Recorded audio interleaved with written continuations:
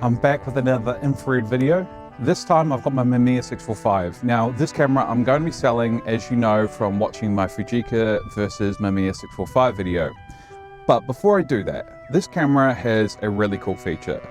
It's one of the few cameras out there that has more than a 1 second exposure, all the way up to 8 seconds. That means that I can do some longer exposures without having to count my exposure time frame and try to get that correct, which is really annoying, especially when it's shorter than, you know, a few seconds.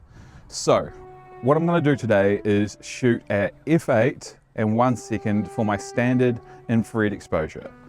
And then I'm going to do a second exposure at either 2 or 4 seconds, and then a final one at 8 seconds. And I will be varying the middle exposure between the 2 and 4 seconds, and likewise the third exposure between 8 seconds and 4 seconds, just depending on the amount of light at the time that I have available to me.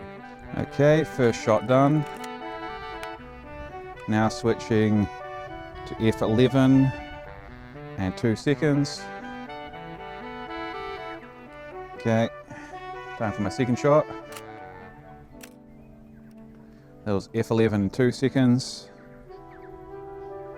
And then let's go to f22 and 8 seconds.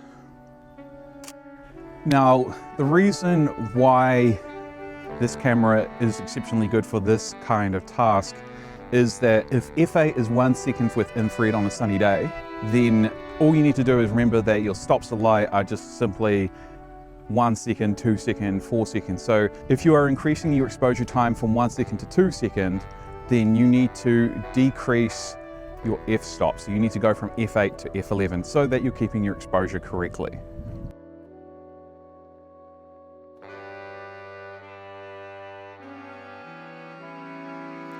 Looking at the negative, they all look well exposed, quite evenly in fact, but there is some slight variation that showed up on my initial scans.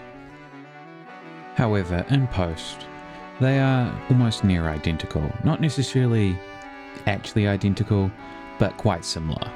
Some slight change in variation in the water and the depth of field, but negligible at most. So I have decided to go ahead and take a photo of this location twice, one horizontal and one vertical. I've got my photo in focus, I think. So I want to move that there, so that is in focus for infrared. And then I'm gonna go ahead and take 3 exposures. Can't believe I bloody well did that. Make sure when you are exposing to go ahead and make sure that this is off when you are moving your shutter.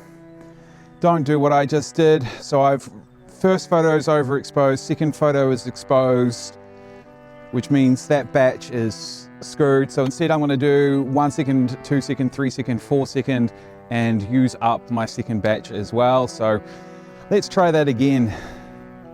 Okay, 2 seconds, f11, 4 seconds, f16, 8 seconds at f22. Whilst I may have used most of the photos for this location, let's be honest, when you're experimenting and testing, you don't actually need to shoot a wide variety of locations. You just need to shoot a location with subject matter that you understand. If you understand the properties of water and light, and you understand the properties of sky and light, and artificial man-made structures versus nature, you're really not actually needing to test a huge amount in different environments, from my experience, to know if something is going to work and how it works. So yeah, I may have screwed up a tiny little bit, but I think it's really not that important at the end of the day. It will be quite clear and obvious from these shots, as long as I'm correct, how this film stock behaves when you go ahead and shoot at longer exposures. Looking at these negatives now, it's hard to tell any discernible differences. For when you scan the photos, there is some small variation. One thing to take into account would be the reciprocity failure, but it's so negligible that in this scenario, you don't have to worry about it, because when you touch this up in post, the information is there.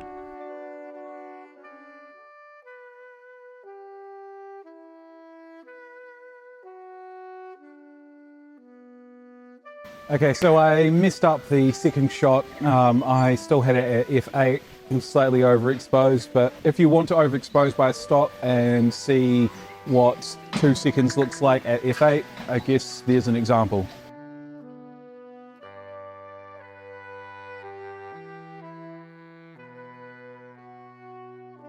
I mainly rushed photographing this spot because I am on a pontoon, and this pontoon bridge does have a tiny bit of wobble when people walk through, and there are people walking through behind me, so I just wanted to make sure that I got a photograph.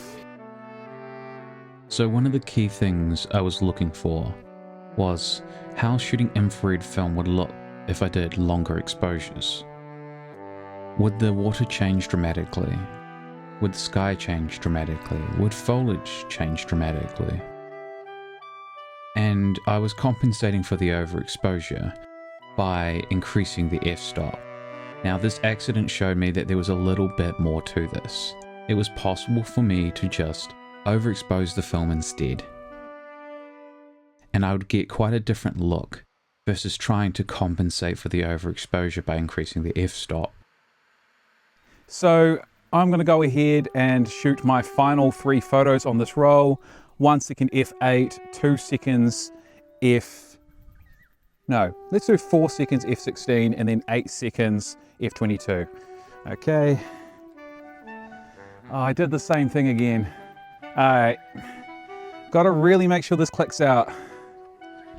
So I went ahead and messed that up. I can't believe that. There's nothing I can do about that. So if I don't get enough good shots out of this roll, I'm gonna have to do this again, which is very frustrating. I should have bought a spare roll for this, but oh well. Okay. Yeah, I don't like using this one on here. Bit of an issue with me, but hopefully that roll has got enough long exposures that it doesn't matter.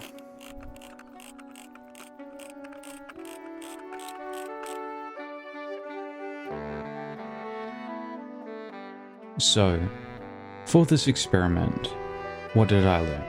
Well, I think there is a noticeable difference in some of these photos once you've gone ahead and put them inside Photoshop and seen how they properly expose and make sure that any compensation has been fixed between the different photos.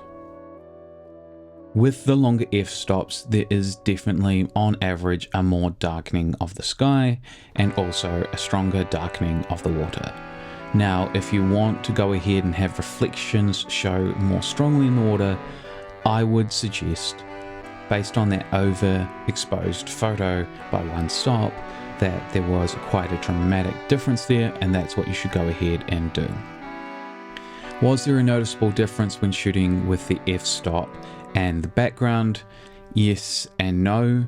I think there is some difference, but I still don't know how to describe it. As always, it's been real, guys. Until next time.